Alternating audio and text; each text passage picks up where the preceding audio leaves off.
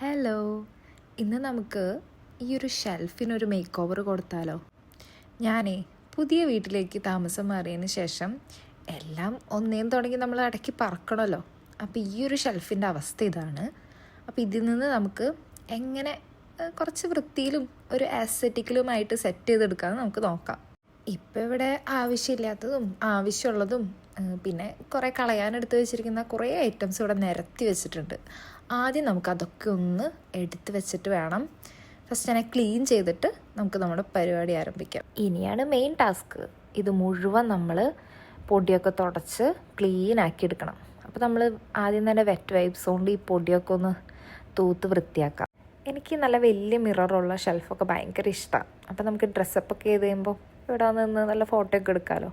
അത് പറഞ്ഞപ്പോഴാണ് എന്തോരം പൊടിയാണ് തുടച്ച് കഴിഞ്ഞപ്പോൾ. അങ്ങനെ തുടച്ച് ഏകദേശം തീരാറായേ. അപ്പോൾ ദാ ഒരാളെത്തി. ആളുടെ ബോറടിയാണ്. ആൾക്ക് അങ്ങനെ ഒറ്റയ്ക്ക് ഇരിക്കുന്നതൊന്നും ഇഷ്ടമില്ല. Say hi. വലിയ മൈൻഡൊന്നും ഇല്ല. ഇനിയിപ്പോൾ ഇവിടെ ഇരിക്കട്ടെ. ഇനി എന്തെങ്കിലും ഇട്ടൊന്ന് സോപ്പിട്ടാലാണ് ആശാൻ ഇനി എന്നെ ബാക്കി പണി ചെയ്യാൻ സമ്മതിക്കുള്ളൂ. റീസെൻ്റ്ലി തംസപ്പ് പറയാൻ പഠിച്ചപ്പോൾ ഇടയ്ക്കിടയ്ക്ക് എനിക്ക് തംസപ്പ് വരലുണ്ട്. ഓക്കെ, ഇനി ബാക്ക് ടു വർക്ക്. ഇതെനിക്ക് വാലൻറ്റൈൻസ് ഡേക്ക് എൻ്റെ കെട്ടിയോൻ തന്നതാണ്. പുള്ളിക്കാരൻ്റെ ഹൃദയം. അപ്പോൾ ഇതിവിടെ ഇരിക്കട്ടെ, സൂക്ഷിച്ച് വെച്ചേക്കാം. ഇനി നമുക്കിവിടെ ഒന്ന് പ്രെറ്റിയാകാനായിട്ട് കുറച്ച് ടോയ്സ്, അതിൻ്റെ കൂടെ വാവേടിയും കുറച്ച് ടോയ്സും പിന്നെ അത്യാവശ്യം ഡെയിലി ആവശ്യമുള്ള spray, watches, body lotion, cream ഇതെല്ലാം വെച്ച് കഴിഞ്ഞപ്പം നമ്മുടെ ടേബിൾ ഇതാ ആഫ്റ്റർ ഈയൊരു സെറ്റപ്പിലായിട്ടുണ്ട്. അപ്പോൾ ഇതാണ് കേട്ടോ നമ്മുടെ ആഫ്റ്റർ ലുക്ക്. ഇഷ്ടപ്പെട്ടെന്ന് വിചാരിക്കുന്നു.